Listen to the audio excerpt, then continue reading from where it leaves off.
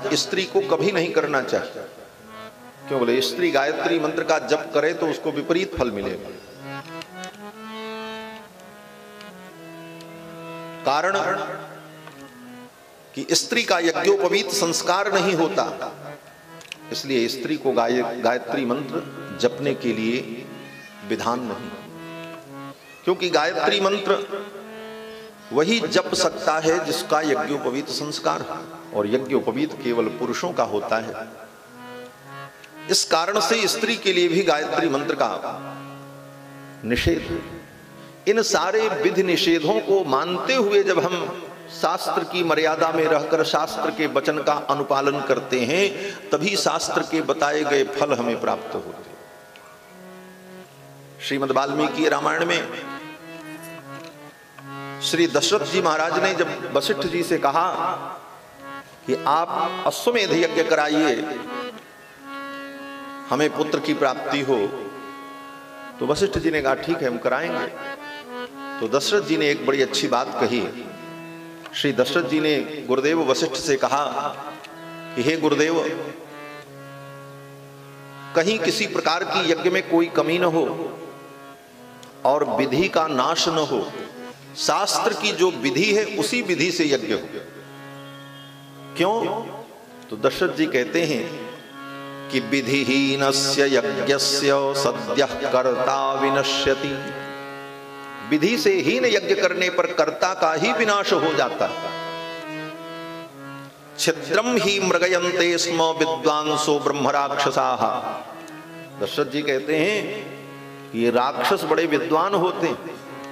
विद्वांसो ब्रह्म राक्षसाः, तो ये करते क्या हैं? बोले आप यज्ञ करने चलो, अनुष्ठान करने चलो, कोई जप करने चलो, तो आपके किसी भी धार्मिक अनुष्ठान शुरू होने के पहले देवता तो बाद में आएंगे, पहले कौन आता है? बोले राक्षस आ जाते हैं, बिना बुलाए आ जाते हैं महाराज। जैसे आपके यहाँ भंडारा हो तो जिसको आपने निमंत्रण दिया है वो तो बाद में आएंगे, लेकिन भगोना कड़ाहा चूल्हे पे चढ़ जाए और छनने लग जाए, महक लग जाए, तो जितने कुत्ते हैं गांव के सब पहले ही आ जाते हैं पूंछ हिलाते कि कुछ मिलेगा। खाने वाले बाद में आते हैं, कुत्ते पहले वहां मटराने लगते हैं। उसी प्रकार से जब कोई व्यक्ति धार्मिक कर्मानुष्ठान करने चले तो राक्षस, असुर, पिशाच ये पहले आ जाते हैं। ये वाल्मीकि रामायण का वचन मैं कह रहा हूं। और वाल्मीकि रामायण कितना प्रामाणिक ग्रंथ है, वेदावतार है।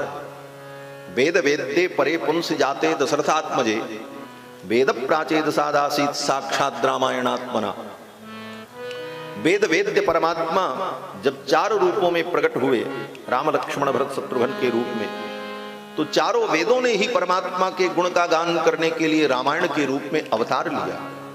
वेद प्राचेद सादासीत साक्षात रामायणात्मना, वो रामायण वाल्मीकि रामायण जो कि 18 पुराण और महाभारत से भी ज्यादा प्रामाणिक ग्रंथ है वाल्मीकि रामायण।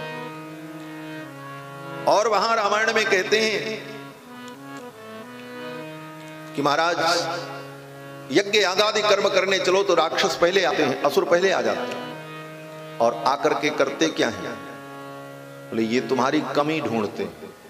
छिद्रम ही मृगयन्ते स्म, तुम्हारे कर्म के छिद्र को ढूंढते हैं, कहां कमी। ये छिद्र ढूंढना भी सबके बस की बात नहीं। लोग कहते हैं बड़े छिद्रान्वेषी हैं। बोले छिद्रान्वेषण करना किसी की कमी कौन बता सकता है? वही बता सकता है जो उस विषय का मर्मज्ञ होगा। इसीलिए विद्वान का एक नाम है दोषज्ञ। विद्वान विपश्चित दोषज्ञ, ये विद्वान शब्द के पर्यायवाची शब्द हैं। तो विद्वान को दोषज्ञ भी कहा जाता है, क्योंकि वो दोष जान लेता है, वो पकड़ लेता है गलती कहां हो रही, इसलिए विद्वान को दोषज्ञ कहा जाता है। तो ये राक्षस भी बड़े विद्वान होते महाराज। विद्वांसो ब्रह्म राक्षसाः, दशरथ जी कह रहे हैं। और वो करते क्या हैं? बोले वो तुम्हारे कर्म को सावधानी से देखते हैं, कहां इससे गलती हो रही है, कहां इससे शास्त्र की विधि का उल्लंघन किया, और शास्त्र की विधि का उल्लंघन नहीं दिखाई पड़ा, उस कर्म के फल का वो नाश कर देते हैं।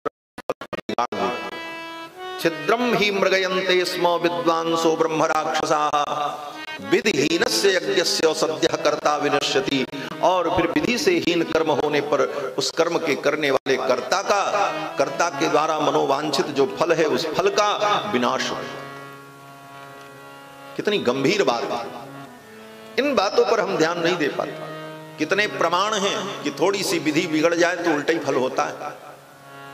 रघुवंश के एक राजा थे, उनका नाम था महाराज युवनाश्व। पुत्र की प्राप्ति के लिए यज्ञ कर रहे थे और यज्ञ मंडप में रात्रि में शयन करना था, विधि थी। रात्रि में जजमान को प्यास लगे तो कौन सा पानी पीना है यह भी निर्धारित था कि अमुख कलश के जल को ही पीना है। और रात्रि में यज्ञ मंडप में अनेक कलश रखे हुए थे। वस्ती बरी नाम का एक कलश था, वो देवताओं के लिए रखा था और धोखे से उस वस्ती बरी कलश के जल को उठा करके महाराज युवनाश्व ने पी लिया रात्रि में। परिणाम क्या हुआ? बोले पुत्र की प्राप्ति के लिए यज्ञ कर रहे थे। पुत्र तो आया, लेकिन कहां आया? पत्नी के गर्भ में नहीं, महाराज युवनाश्व के पेट में गर्भ हो गया। बस्ती वरी के कलश के जल को पीने का परिणाम कि महाराज युवनाश्व के पेट में गर्भ हो गया। प्रातः काल ऋत्विजों ने, ब्राह्मणों ने कहा महाराज कहीं विधि का लोप हुआ। निरीक्षण परीक्षण करने के बाद इस निष्कर्ष पर पहुंचे कि बस्ती वरी कलश के जल को इन्होंने धोखे से पी लिया, तो गर्भ तो अब इनके पेट में आ गया। ऋषियों ने कहा बड़ी समस्या, अब इस बालक को पैदा कैसे किया जाए? तो ऋषियों ने महाराज युवनाश्व के पेट को चीरकर उस बच्चे को बाहर निकाला। बच्चा तो सुरक्षित पैदा हो गया।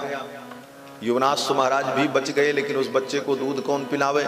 मां जन्म देती तो मां के पयोधर में दुग्ध होते, उसका पालन कौन करे? तो देवराज इंद्र आए और देवराज इंद्र ने कहा कि मेरी तर्जनी उंगली में अमृत है, मेरी उंगली को ये चाट करके स्वस्थ हो जाएगा, जवान हो जाएगा। और महाराज देवराज इंद्र ने अपनी उंगली उस बालक को चटाई और कहा कि माम धास्यति, माम माने मुझको, धास्यति माने मेरी उंगली को ये पिएगा। धाय माने जो दूध पिलाती है उस मां को धाय कहते हैं। भेंट पाने धातु है व्याकरण में, पीने के अर्थ में। तो शब्द की निष्पत्ति होती है कि मानधाता के ओ युवनाश्व के पुत्र को इंद्र ने अपनी उंगली पिलाई और कहा माम धास्यति, ये मेरी उंगली को पिएगा, इसलिए इसका नाम मानधाता होगा। रघुवंश के राजा महाराज मानधाता जो हुए वो अपने बाप के पेट से पैदा हुए, केवल यज्ञ की एक विधि में कमी हो जाने के कारण। श्रीमद् भागवत महापुराण में भी कथा है कि विधि का लोप होने का परिणाम क्या हुआ। बोले त्वष्ट्रा महर्षि ने यज्ञ किया कि ऐसा पुत्र उत्पन्न हो जो इंद्र को मार दे, इंद्र को जीत ले, ऐसा पुत्र पैदा हो। और संकल्प किया और संकल्प करके आहुति दी। इंद्र शत्रुर विवर्धस्व, इंद्र के शत्रु का विवर्धन हो, इंद्र का शत्रु पैदा हो जो इंद्र को मार दे, क्योंकि त्वष्टा महर्षि के पुत्र को इंद्र ने मार दिया था। तो इंद्र से बदला लेने के लिए त्वष्टा महर्षि ने यज्ञ में यह संकल्प किया कि ऐसा पुत्र पैदा हो जो इंद्र को मार दे, इंद्र शत्रु पैदा हो। मंत्र पूरा वही था, सब विधि वही थी, लेकिन एक छोटी सी गड़बड़ी हो गई और फल उल्टा हो गया। बालक तो पैदा हुआ, बड़ा पराक्रमी था, लेकिन वो इंद्र को नहीं मार सका, इंद्र ने ही उस बालक को मार दिया। और गड़बड़ी क्या हुई बोले, सुन करके आपको आश्चर्य होगा कि जिस मंत्र का उच्चारण किया त्वष्टा महर्षि ने, उस मंत्र के उच्चारण में एक स्वर का केवल अंतर हो गया, बस। स्वरतो वर्णतो मिथ्या प्रयुक्तो न तमर्थमाह, सवाग वज्रो जजमानम हिनस्ति यथेंद्र शत्रु स्वरतो पराधात। स्वर के एक अपराध के कारण त्वष्टा महर्षि के पुत्र को इंद्र ने मार दिया, और शब्द था इंद्र शत्रु, यही शब्द था। इंद्र शब्द शत्रु शब्द के दो अर्थ होते हैं, दो प्रकार के समास होते हैं। इंद्रस्य शत्रु इंद्र शत्रु षष्ठी तत्पुरुष समास, और इंद्र शत्रु जस्य बहुब्रीहि समास। अब दोनों में अंतर क्या होगा? बनने के बाद शब्द वही बनेगा इंद्र शत्रु, लेकिन कहां पर बहुब्रीहि होगा, कहां पर तत्पुरुष होगा, वो एक स्वर के उच्चारण से भेद समझ में आएगा। और उस एक स्वर का उच्चारण बिगड़ गया और उसका परिणाम उल्टा हुआ और वो बालक मारा गया। इसीलिए वैदिक मंत्र कर्मानुष्ठान शास्त्र के मर्यादा से ही करना चाहिए। आज लोग कहते हैं हम क्यों नहीं मंत्र पढ़ सकते? मंत्र पढ़ने के लिए 12 वर्ष तक गुरु के चरणों में रहकर एक एक स्वर के उच्चारण को सीखना पड़ता, और तब सीखने के बाद जब योग्यता प्राप्त हो तब उस मंत्र के द्वारा सारी क्रियाएं की जाती हैं। एक स्वर गड़बड़ हो जाए तो उल्टा अर्थ हो जाता है। महर्षि पतंजलि जो योग शास्त्र के विद्वान हैं, महर्षि पतंजलि ने अपने व्याकरण महाभाष्य में यह श्लोक कहा है कि स्वरतो वर्णतो मिथ्या प्रयुक्तो न तमर्थमाह सवाग वज्रो जजमानम हिनस्ति। वह मंत्र ही वाणी का वज्र बनकर के जजमान का नाश कर देता। सवाग वज्रो जजमानम हिनस्ति यथेंद्र शत्रु स्वरतोपराधात्। जैसे स्वर के अपराध के कारण इंद्र का शत्रु वृत्रासुर मारा गया। इन सब बातों को न समझने वाले लोग धर्म को धर्मशाला समझ बैठे कि धर्म धर्मशाला है, जो आओ वही ठहरो, जैसा चाहो तैसा करो। ऐसा नहीं, इसकी भी एक सीमा है, एक नियम है, एक सिद्धांत। धर्म में लोकतंत्र नहीं चलता है, यहां बहुमत का सिद्धांत नहीं चलता है, यहां लौकिक संविधान लागू नहीं होते। धर्म के सिद्धांत में धर्मशास्त्र का सिद्धांत ही लागू होता है, धर्म के नियम ही लागू। वहां आप ये नहीं कह सकते कि सबके लिए समान अधिकार है तो हमारे लिए भी ये अधिकार है। जिसके लिए जो अधिकार विहित है वह अधिकार ही उसके लिए है, और उसमें रहकर वो भक्ति करे, धर्म के रहस्य को समझे, तभी उसका फल उसे प्राप्त